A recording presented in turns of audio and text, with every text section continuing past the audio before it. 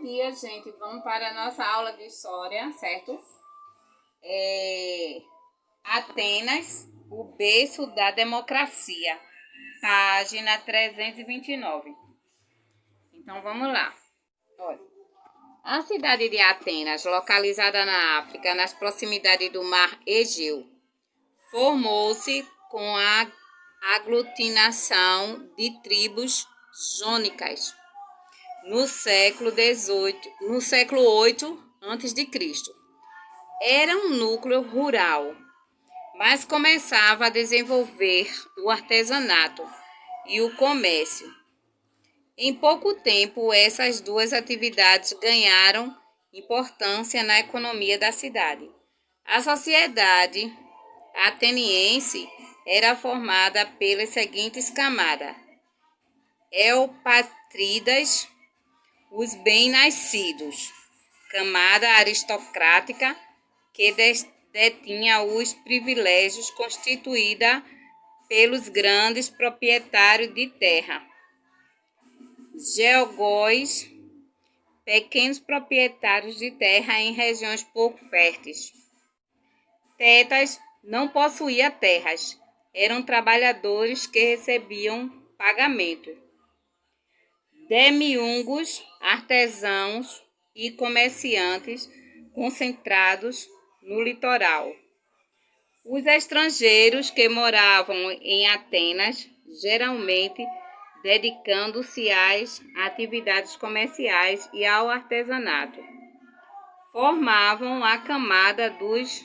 metecos. Não possuíam direitos políticos nem podiam comprar terras. Atenas também possuía um número significativo de escravizados e eram prisioneiros de guerra ou pessoas condenadas por teres dívida.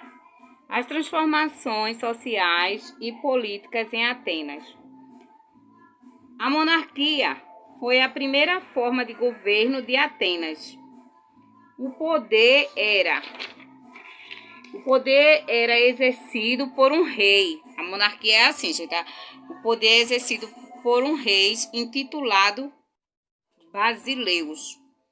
Gradativamente, os eupátridas passaram a limitar o poder do rei, instituindo o arcontado, um regime em que o governo ficou nas mãos de 9 arcontes, feitos pelo Conselho dos Eupátridas.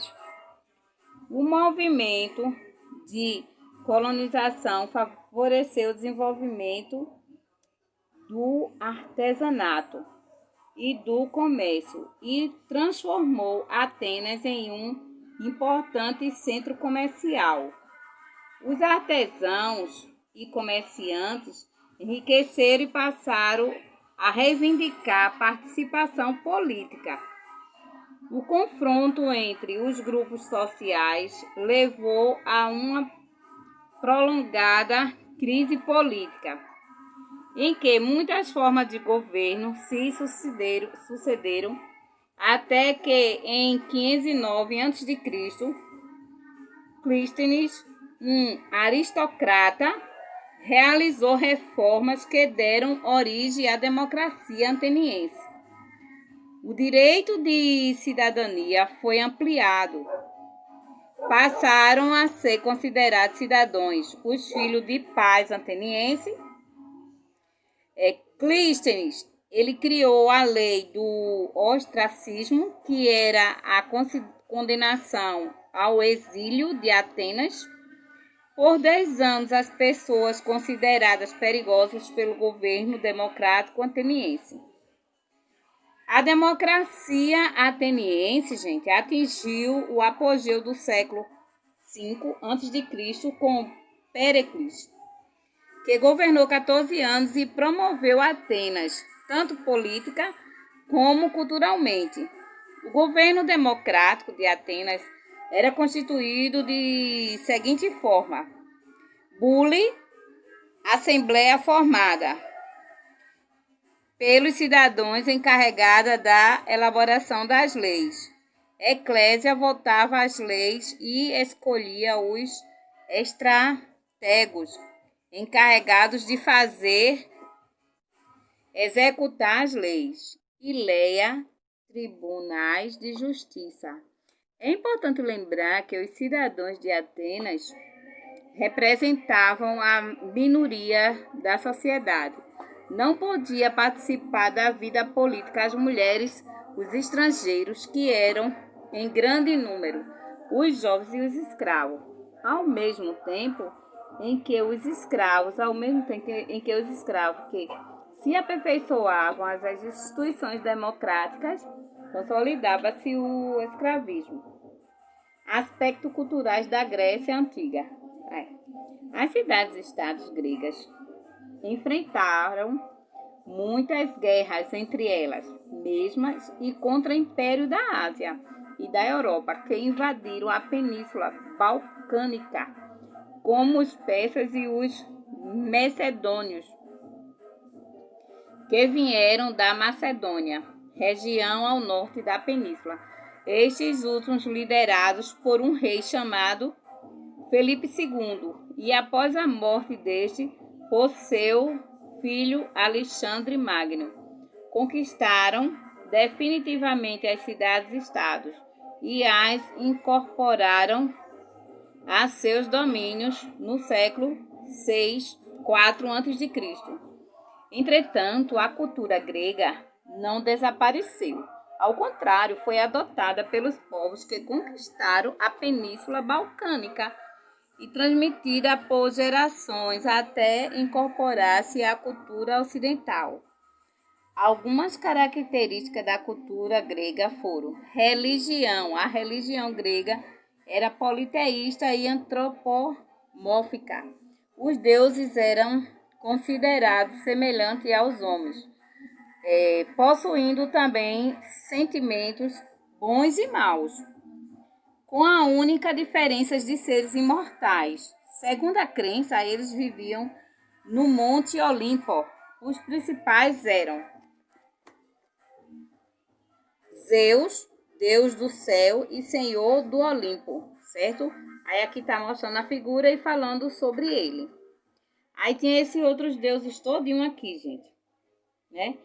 Estia, Deus do lar, Hades, Deus do mundo, cada um deus era de uma coisa. Acreditavam também na existência de semideuses e heróis, que seriam seres mortais mais capazes de praticar ações próprias dos deuses, como é o caso de Teseu, herói ateniense que matou o Minotauro, monstro, metade homem e metade touro, que vivia no palácio do rei Minos, na ilha de Creta. As artes. A arte grega, gente, valorizava a figura humana. Ele valorizava a figura do ser humano.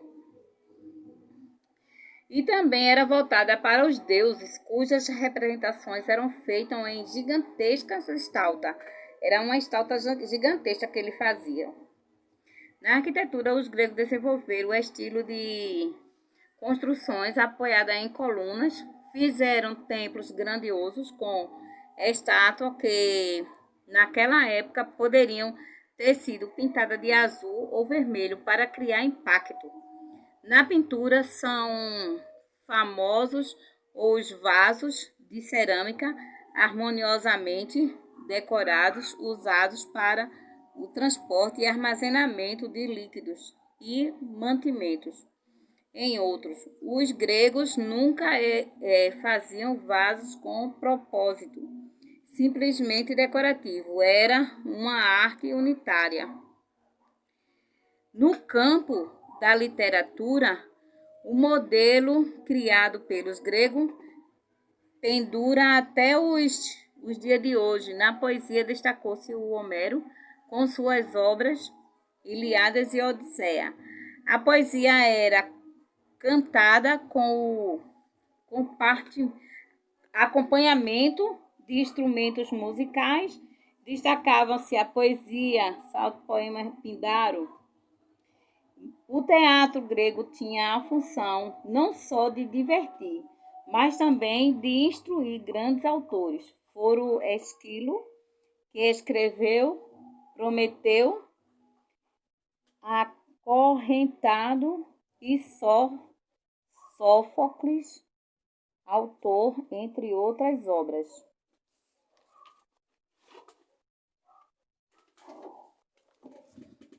A filosofia e a ciência. No campo das ideias, os gregos foram muito importantes por desenvolver sistemas de pensamento que levavam a inúmeras descobertas científicas. Por meio do raciocínio, eles descobriram a existência de muitos fenômenos naturais. A palavra filosofia significa amor e a sabedoria. Os gregos buscavam explicar racionalmente o universo, a vida e o homem. Mileto, colônia grega da Ásia Menor, reuniu vários filósofos que deram explicação sobre a origem do universo. Destacaram-se Tales, Anaximenes e Anaximandro.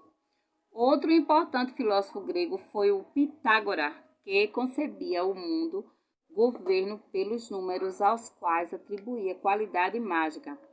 No final do século V a.C. surgiu a escola socrática, fundamentada no pensamento de Sócrates. Esse filósofo não deixou nada escrito.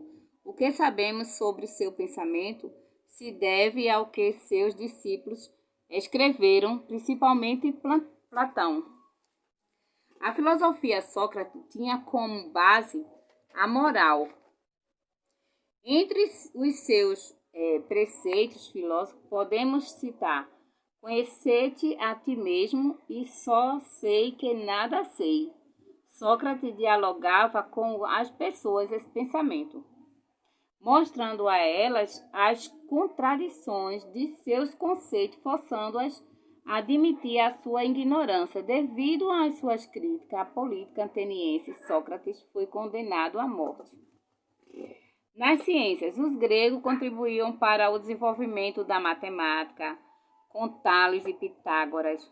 Na medicina, com Hipócrates e Cos, que descobriu que as doenças têm causas naturais. Na história, com Tucídides e Xenofonte, que registraram fatos da vida dos gregos. Os esportes, as Olimpíadas ou Jogos Olímpicos.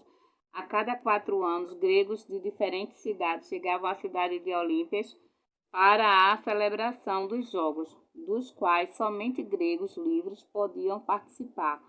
Eram vetados a mulheres, escravos e estrangeiros, por não seres considerados cidadãos, isto é, por não teres direitos políticos.